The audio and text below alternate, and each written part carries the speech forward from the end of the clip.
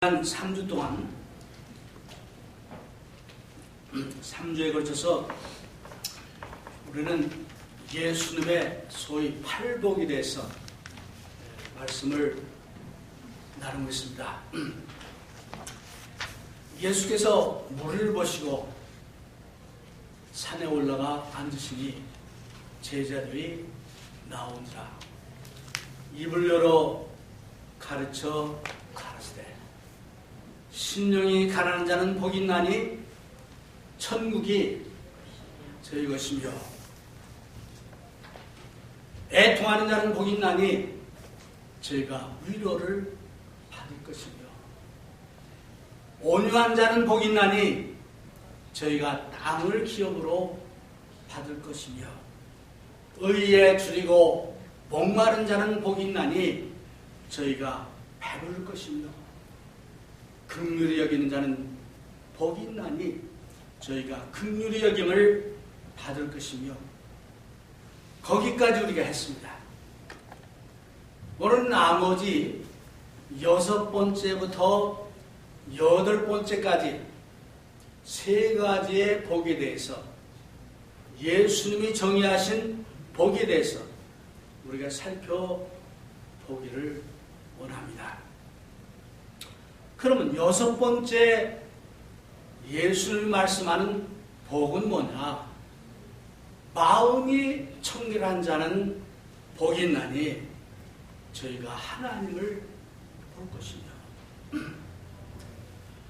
어떻습니까? 여러분들 마음이 있어요? 마음이 있는 것은 다 압니다. 그래서 우리 인간의 각자의 진정한 모습은 우리의 마음입니다. 네.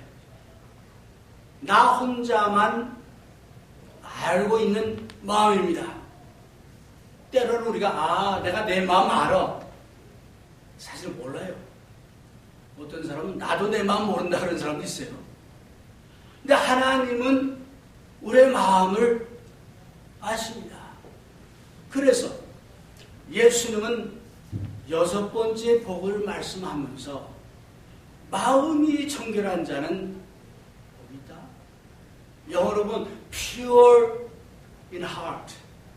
마음이 퓨어한 자는 복이 있다. 그 얘기입니다.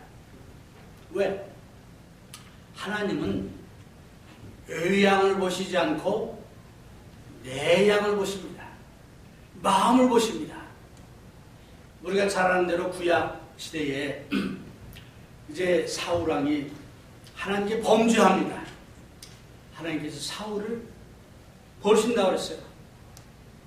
그래서 당시 선지자인 사무엘에게 내가 앞으로 사울왕을 대신할 왕을 이제 찾아서 기름을 보라 그랬어요. 그러면서 지정해준 사람이 누구냐? 이새라는 사람이에요. 이새. 그래서 사무엘이 이새의 가정을 찾아갑니다. 베들레헴을 찾아가요. 그래가지고 이제 이새와 그 가족들이 사무엘이 나타나니까 겁이 난 거예요. 우리가 뭐 잘못했나? 그래서 먼저 묻습니다. 이게 좋은 일로 오셨습니까? 나쁜 일로 왔습니까? 그러니까 좋은 일로 왔다고. 마음이 좀 놓였겠죠. 그래서 이새의 아들들, 제일 큰 아들부터 하나하나 이제 오게 하는 거예요. 제일 큰 아들 엘리압이 왔는데 사무엘 보니까 이야, 이 사람이다. 키도 크고 잘생겼고 아마 이 아들이 아마 하나님 말하는 사울의 후계자입니다. 이게 마음을 그렇게 생각했어, 사무엘은. 근데 그때 하나님이 하신 말씀이 너란 말 안 했지만 내용상 나는 외양을 보지 않고 마음을 가르쳐. 사무엘의 눈으로 보면 틀림없이 이 아들인데 하나님 아니었어. 그래서 위에서부터 하나 둘 이렇게 쭉 내려가다가 제일 막내, 어떻게 보면은 왕감이 안 되는 다윗에게 결국 기름을 붓습니다. 무슨 얘기입니까? 하나님은 외양을 보지 않고 우리의 마음을 보신다. 우리가 예배를 드리는 것도 그래요. 우리가 주일마다 신령과 진정으로 예배 드린다. 그럽니다. 외적인 모습도 중요합니다. 우리가 경건한 마음으로 또 차림도 경건하게 등등 중요해요. 예배 여러 가지 순서 중요합니다. 그러나 더 중요한 건 뭐냐? 마음이에요. 여러분 오늘 하나님께 예배 드리러 올 때 어떤 마음으로 왔습니까? 하나님은 우리의 마음을 보십니다. 그래서 예수님은 말씀하기를 마음이 청결한 자는 복이 있다 라고 말씀합니다. 마음이 청결한 자. 이제 주님께서 말씀합니다. 이제 예수님 당시에 바리새인과 서기관들은 성경도 잘합니다. 암송도 잘합니다. 그 옷차림도 누가 보더라도 저 사람은 바리새인, 저 사람은 정말 잘 믿는 사람 이렇게 하고 다닙니다. 근데 그 바리새인들을 향해서 예수님이 계속 말씀하는 게 너희들 그 외양이 중요한 게 아니고 마음이 중요하다. 마태복음 23장에 보니까 아주 신랄하게 말씀하는데 획출한 무덤과 같다 그랬어요. 무슨 얘기입니까? 이제 6월절이나 무슨 큰 행사가 있으면 전국 각지에서 예루살렘으로 모여듭니다. 사람들이. 근데 무덤이 이렇게 보기 싫고 흉하니까 거기다 싹 멋있게 이제 페인트를 하는 거예요. 바리새인들을 향해서 너희들이 그렇다. 안에는 썩어 있는데 그러면서 아주 심하게 예수님이 말씀합니다. 왜? 예수님은 마음을 보시기 때문에. 그래서 마음이 청결한 자는 복이 있다 라고 말씀합니다. 도대체 마음이 청결한 것은 그럼 무슨 의미냐? 그런 얘기입니다. 마음이 청결한 게 뭐냐? 어떻습니까? 우리 마음이요. 예레미야는 말하기를 우리 마음이 이렇게 깨끗하지 못하다 그랬어요. 이 변덕이 심해.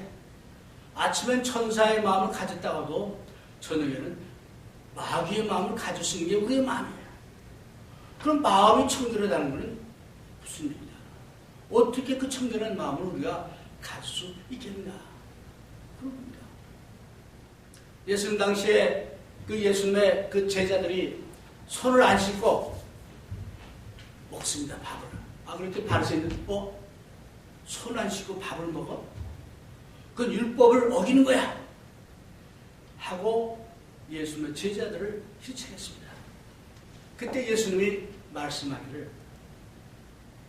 밖에서 들어가는 것보다 안에 있는 것들이 더럽다.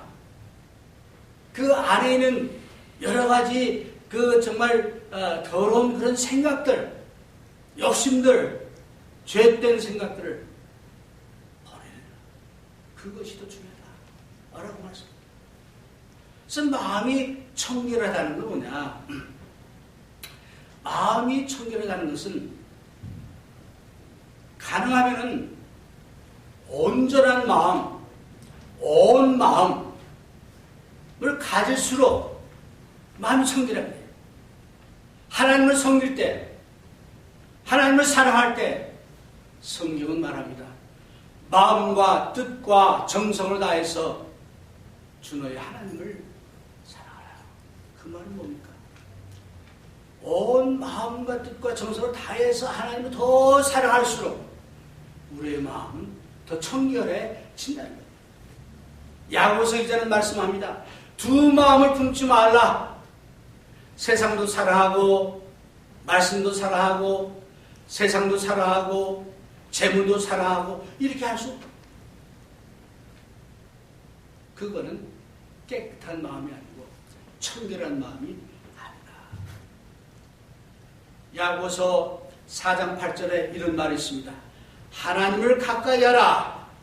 그리하면 너희를 가까이 하시리라. 죄인들아 손을 깨끗이 하라. 두 마음을 품는 자들아 마음을 성결케 하라. 근데 손을 깨끗이 한다는 그냥 씻으면 된다는 게 아니죠. 두 마음을 갖지 말아야 돼요. 한 가지의 마음을 가지고 하나님 말을 진실되게 우리가 섬기면 마음이 피요해진다는 그런 뜻입니다.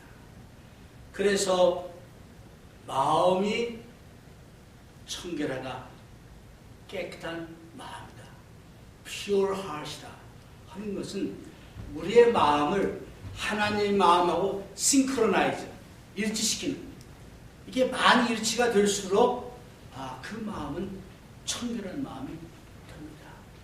그런데 하나님 마음은 이런데 내 마음은 세상 것하고 하나님 마음하고 섞어가지고 할수록 그 마음은 청결한 마음이 아니다. 그런 얘기입니다. 오늘 이제 많은 사람들은 얘기합니다. 세상이 변했고 시대도 변했고 철학도 변했고 신학도 변했고 하니까 좀 새롭게 해야 하지 않나 그런 얘기합니다. 그게 아니에요. 주님은 말씀하기를 마음이 청결한 자는 복이다. 하나님의 그 마음, 하나님을 사랑하는 그 마음, 이것이 더 많아질수록 그 마음은 청결한 마음이 되는 것을 믿으시길 바랍니다. 그래서 오늘 여러분이나 저나 이곳에 와서 예배를 드립니다. 지금 말씀을 드립니다. 들을 때 중요한 것은 우리의 마음을 청결하게 하는데 어떻게? 하나님의 뜻이 무엇인지 그 하나님의 뜻을 내 마음으로 바꾸기 위해서 노력하고 그런 생각을 하는 이것이 마음이 청결한 것이다.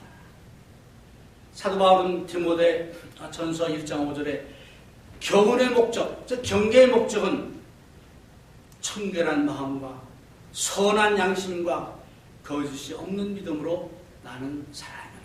무슨 얘기입니까? 사도 바울이 디모데에게 여러 가지 교훈을 줍니다. 교훈을 주는 목적이 뭐냐? 청결한 마음, 조금 전에 말한 pure heart, 갖게 하기 위해서 얘기합니다. 그래서 우리의 마음을 청결하게 하기 위해서 뭘 해야 돼요? 하나님의 교훈, 하나님의 말씀으로 매일매일 정화시키고 그 말씀을 나의 인생관으로 바꾸고 그 말씀을 나의 삶의 어떤 좌표로 삼고 그 말씀이 나의 걸어가는 그 길의 길잡이가 되게 할 때 청결한 마음입니다. 아무리 우리 귀에 좋게 들려도 아무리 세상 사람들이 이렇게 이것이 좋은 것이다 라고 할 때라도 우리는 하나님의 말씀, 그 말씀을 통해서 우리의 마음을 청결케 해야 된다. 그래서 마음이 청결하는 것은 그런 걸 얘기합니다. 그렇다면 마음이 청결한 자는 복이 있나니 저희가 하나님을 볼 것이요. 마음이 청결하지 못하면요 하나님을 볼 수 없다는 얘기예요. 마음이 청결하다는 얘기는 사실은 우리가 정말 죄 가운데 있고 내 죄를 바라보지 못한다면 마음이 청결할 수가 없죠. 네. 그래서 하나님을 보는 것은 도대체 뭘 얘기하는 거냐? 여러분 하나님 봐요? 하나님 용이신데 안 보이잖아요. 그럼 하나님을 본다는 것은 뭘 얘기하느냐? 하나님을 본다는 것은 우리가 시시각각 하나님이 지금 나와 함께 하신다. 하나님의 임재하심을 느낄 수 있어야 되는 거예요. 하나님 저 멀리 하늘에 계시고 나는 이 땅에 그냥 있고 하나님과 나 사이에 어떤 관계가 없는, 만약 그렇다라고 하면은 그런 하나님을 보는 것이 아닙니다. 우리 이제 살아가면서 흔히 그런 얘기입니다. 사람들하고 이렇게 얘기하다가 아무개 자매 잠깐 좀 볼까요?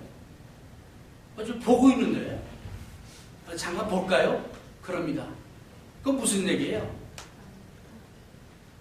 잠깐 본다는 얘기는 지금 이렇게 뭐 여러 있는 데서 이렇게 보는 게 아니고 따로 1대1로 대면해서 무언가 대화를 나누고 생각을 나누는 그걸 얘기하는 거죠. 하나님을 보는 것도 마찬가지예요. 그냥 남이 보는 데서 그냥 보나보다가 아니고 하나님의 임재하심을 우리가 시시각각 느끼고 체험하는 바로 그런 믿음, 그런 관계, 이걸 얘기하는 거예요. 근데 어떻게 그게 되느냐? 마음이 청결한 자는 그 하나님의 임재를 우리가 느끼고 알면요, 그 사람의 삶은 달라집니다. 불안해하지 않습니다. 분명한 목적이 있습니다. 인생을 살아가며 어떤 중요한 결정을 할 때도 우왕좌왕하지 않습니다. 왜? 하나님이 나와 함께 하심을 믿기 때문에 믿음을 가지고 결정을 하기 때문입니다. 그래서 그 하나님의 임재하심을 우리가 참 본다는 것 얼마나 중요한지 모릅니다. 그래서 하나님의 임재하심을 우리가 믿는다면요, 하나님을 경외할 수밖에 없습니다. 하나님을 경외한다는 게 뭡니까? 두려워한다, 또 이제 경외한다, 그런 뜻인데, 그건 뭐냐? 하나님의 말씀을 함부로 이렇게 하지 않아요. 하나님의 그 말씀의 무게가, 또 하나님의 말씀이 하루하루 우리의 삶 가운데서 깊이 영향을 끼칩니다. 누가 시켜서가 아니고, 누가 뭐 이렇게 얘기해서가 아니고, 하나님의 말씀이 내 마음을 찌르고 하나님의 말씀이 나를 인도하기 때문에 그 사람은 하나님을 보는 사람이에요. 하나님을 경외하는 사람이에요. 하나님을 보는 사람은, 하나님을 보는 사람은 지금 내가 하는 말, 지금 내가 하는 결정, 이 모든 것을 하나님이 아시고 보신다 하는 걸 믿는 사람이에요. 여러분, 어떤 결정을 할 때, 살아가면서 또 어떤 말을 할 때, 또 어떤 마음을 정할 때 한번 스스로 물어보시기 바랍니다. 내가 과연 하나님을 보면서 살고 있는가? 마음이 청결한 자가 되어서 하나님을 보는 자가 되는가? 아니면 하나님을 보는 것은 나 말고 그 어떤 사람, 우리 가족에 뭐 누가 보고 나는 뭐 그냥 곁다리로 그겁니까? 예수님은 이런 사람이 복이다 라고 6번째 복을 말씀합니다. 그 7번째로 넘어갑시다. 화평케 하는 자는 복이 나니 저희가 하나님의 아들이라 일컬음을 받을 것이며. 이 조금 전에 마음이 청결한 자는 복이 있다 그랬어요. 이 청결한 마음을 가진 사람은 진실되죠. 청결한 마음을 가진 사람은 진실될 뿐 아니라 마음이 열린 사람입니다. 우리 주변에 마음이 열리고 그 사람은 정말 진짜야 라는 사람이 있으면 어떻습니까? 나도 모르게 좀 가까이 가고 싶고 사귀고 싶고 뭐 그러지 않습니까? 또 그런 사람을 만났을 때는 나도 마음을 열게 되지 않습니까? 우리가 속해 있는 공동체에서 어떤 사람 막 분리시키는 사람이 있어요. 분쟁하고 분리시키는 사람이 있어요. 어떤 사람은 화평케 하는 사람이 있습니다. 근데 예수님은 말씀하기를 화평케 하는 자는 복이 있나니 저희가 하나님의 아들이라 일컬음을 받는다.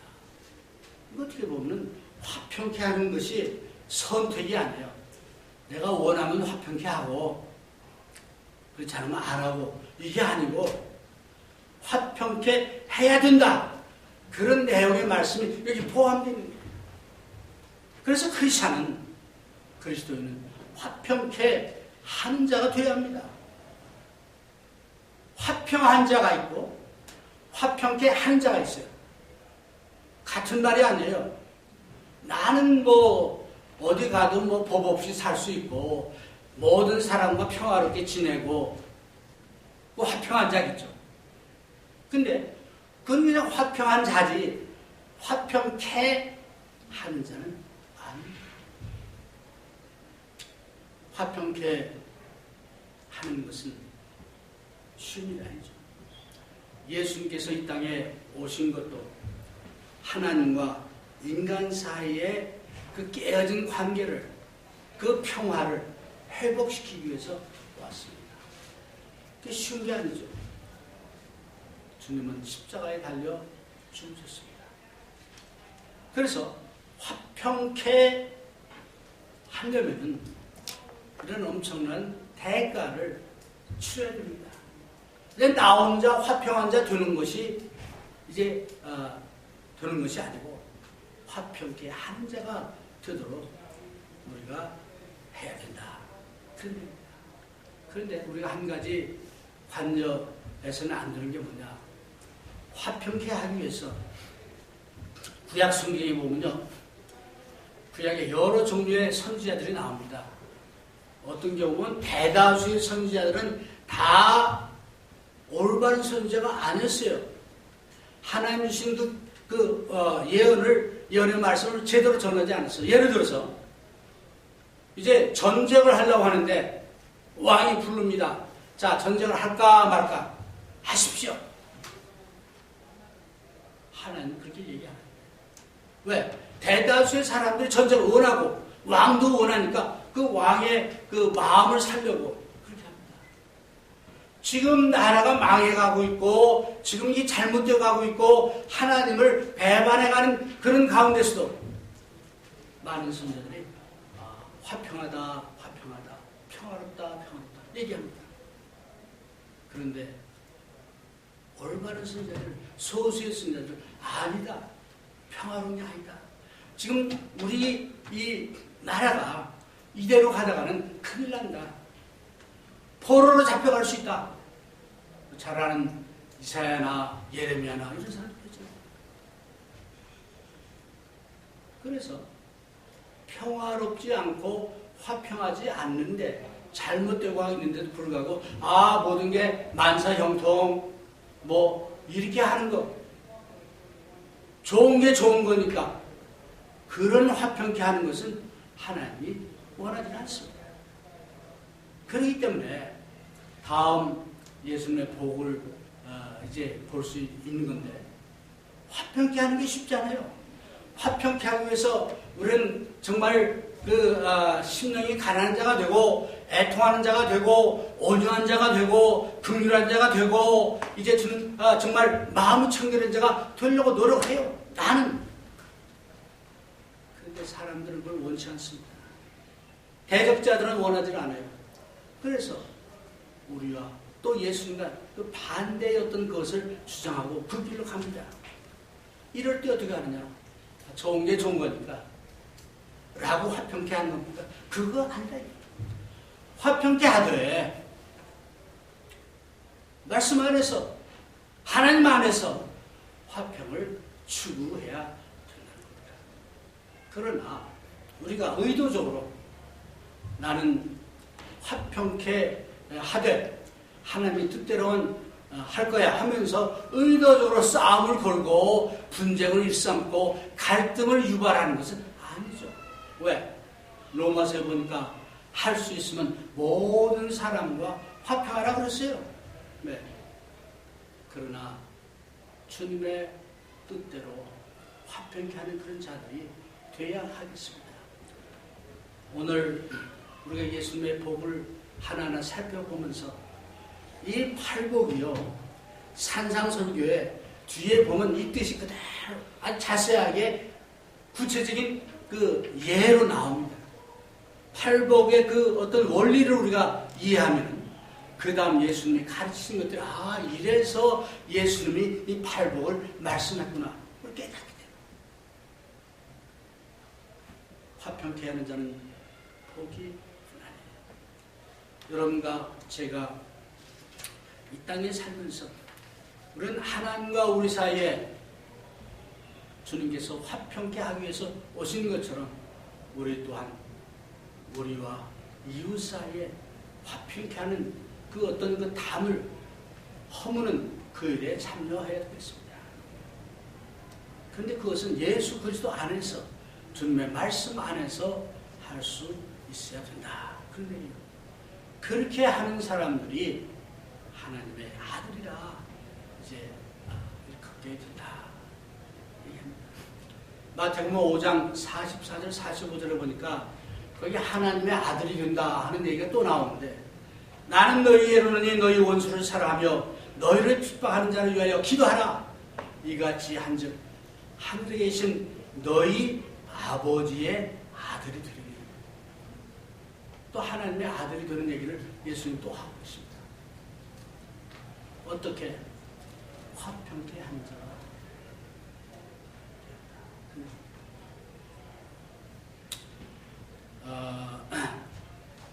사실 오늘처럼 화평케 하는 자가 필요할 때가 정말 더 필요할 때가 아닌가 그런 생각을 합니다.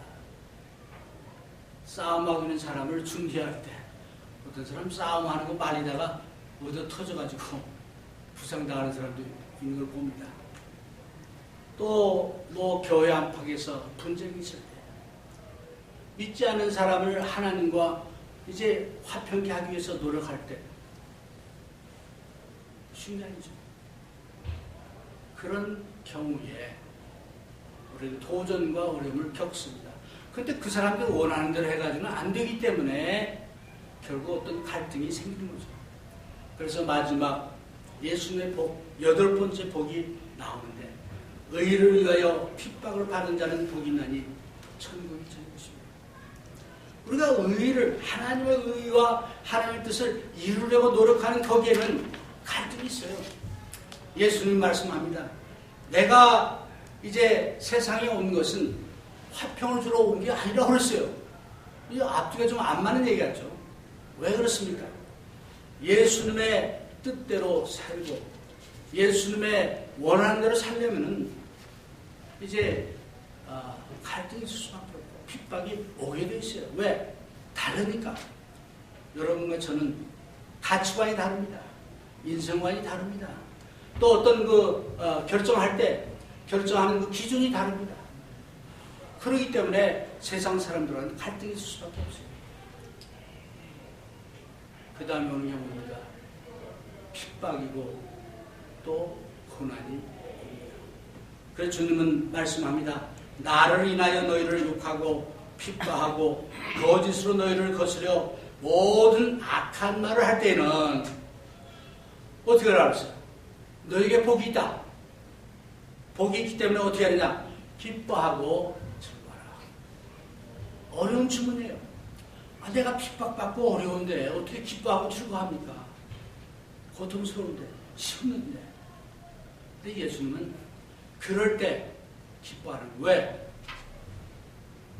예수님 때문에 예수님을 위해서 복음을 위해서 그런 것을 당하면은 첫째 우리가 진짜 크리스찬이라는 것을 증명하는 거예요. 딱 뺏지 않아 다는 거예요. 또 기뻐해야죠. 또 그런 사람은 하늘의 상이 크다라고 얘기합니다. 어떻습니까?